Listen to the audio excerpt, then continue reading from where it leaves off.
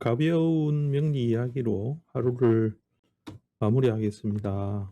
매일 좀 짧은 이야기지만 주제를 가지고서 한번 간단하게 마무리하는 하루를 마무리하는 시간을 가져보도록 하겠습니다. 오늘은 하루 종일 수업하고 예 마무리하면서 네, 오늘은 이 부분을 한번 조금 말씀드리고 넘어가면 합니다. 수업 중에 질문이 있어서 잠시 이야기를 했는데 예를 들어서 인이라는 인이라 하지 말고 예를 들어서 술이라는 글자가 있다고 가정하면 사화가 이렇게 있다. 이렇게 하면 이 둘의 관계에서 이 화라는 작용, 이 병이라는 장간에 있는 이 작용이 결국 이 술토에 의해서 손상이 되는가 하는 부분입니다. 좀 헷갈리는 부분이기도 하죠. 보통 뭐 이렇게 술토라는 것이 원래 화고를 가지기 때문에 사화라는 것으로 작용력을 얻었을 때는 결국 이 사화의 그 화작용이 술에 인묘되는 형식으로 설명을 하는 분들이 많은 걸로 알고 있습니다. 근데 지지라는 것은 그런 작용으로서 일어나는 게 아니죠. 그래서 사화가 술의 묘를 이렇게 타게 되는 어떤 작용으로 해석을 하게 되면 이제 오류가 생기게 됩니다. 지지 관계는 하나의 계절이 이 계절작용이 우선되기 때문에 이 사라는 것이 술토라는 걸 본다 하더라도 그 관계는 우리 뭐 이래 사술 원진이 걸렸다라든지 뭐 이런 이야기는 하죠. 그죠? 그런 형충에 대한 관계도 여기서 존재하지 않고 작용에서는 우리가 일반적 작용에서는 원진에 작용합니다.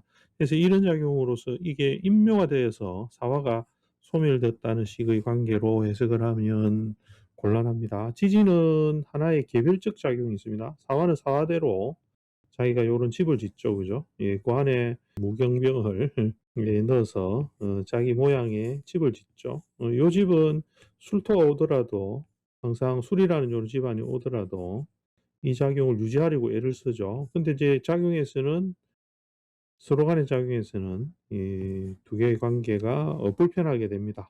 술토는 화를 넣으려 하고 사화는 화를 펼치려 하기 때문에 생기는 두 개의 갈등이 존재하죠. 이 갈등 속에서 두 개의 집이 존재한다 이렇게 보면 되겠죠. 이기 때문에 서로 다투는 관계가 발생하는데 이게 표면적으로는 이제 작용을 갖다가 그냥 다투는 관계의 두 집안으로 보는 거죠.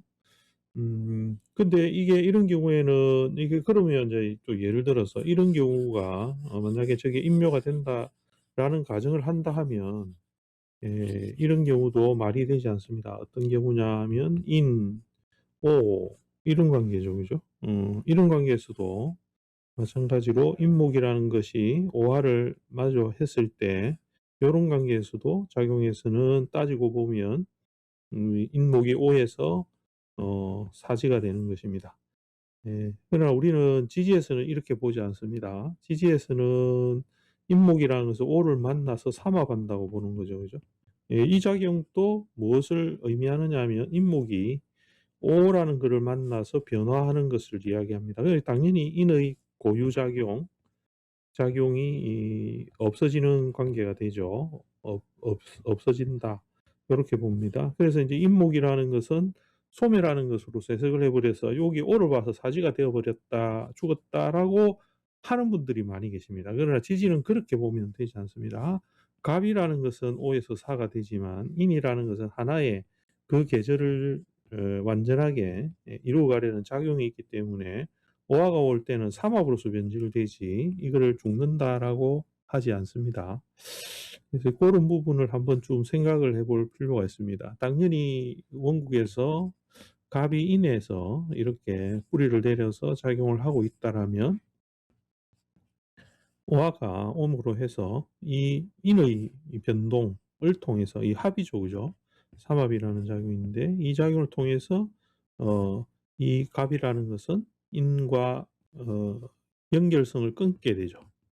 끊게 됩니다. 그러면 당연히 갑목이라는 것은 화기의 작용에 의해서 소멸하는 작용을 하게 될 거죠. 요런 관계성을 보는 거지 지지끼리의 관계에서 이런 사가 병화의 술에 인묘가 되어서 없어진다, 인묘가 된다라는 그런 작용으로서 해석을 하면 안 되겠죠.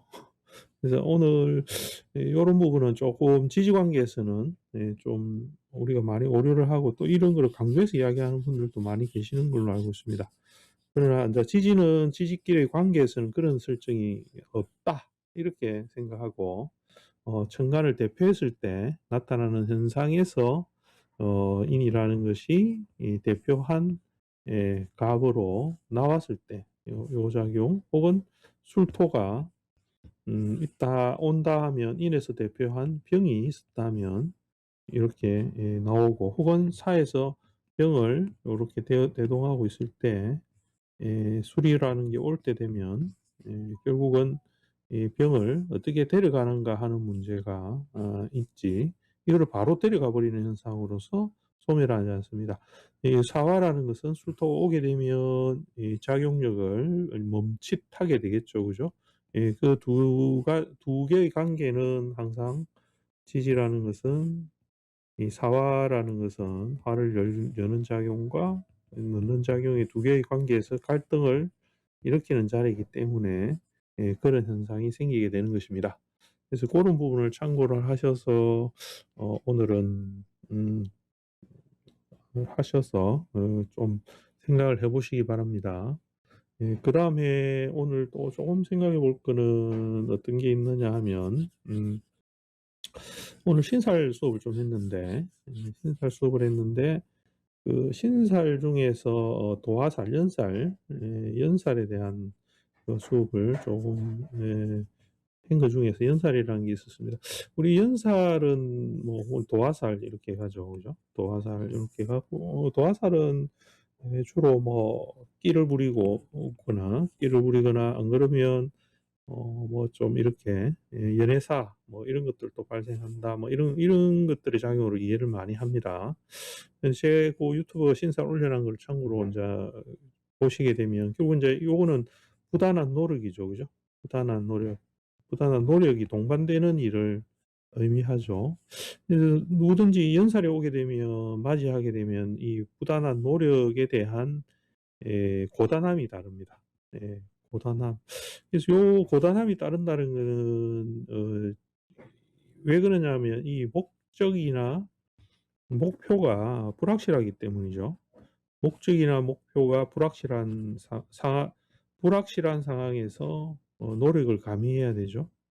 그렇기 때문에 이 고단함이 따르고 반복적 노력이 따릅니다.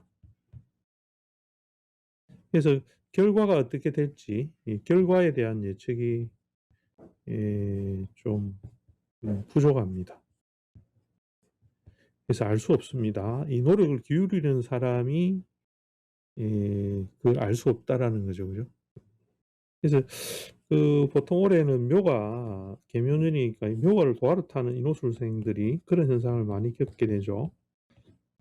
결과 이게 인제 육친으로 뭐냐를 따지긴 하지만 전반적으로는 묘가 인호술생에서는 도화로 걸려서 왔으니까 어떻게 됐든지 도화 이 연살이라는 거의 작용을 맞아서 올해는 움직이게 됩니다.